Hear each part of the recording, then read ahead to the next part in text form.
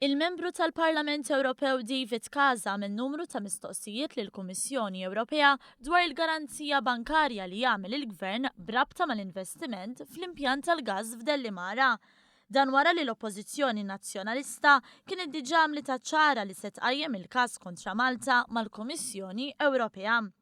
Dwar il-proġett tal-impjant tal-gass għaddejjin taħdidiet kontinwi bejn il-Gvern Malti u l-Kummissjoni Ewropea u f'nofs dawn id-diskussjonijiet Casa talab lill kummissjoni tajt jekk hux se tinvestiga il-pass tal-Gvern Malti.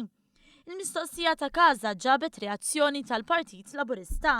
Intqal li f'dadija negattiva li ma bħala Simon Busuttil u l-oppożizzjoni tiegħu qed ikomplu jippruvaw jagħmlu ħsara lil pajjiżna billi jxewxu anke mal-Kummissjoni Ewropea. L-istess bħalma għamlu bil-programm ta' ċittadinanza b'investiment.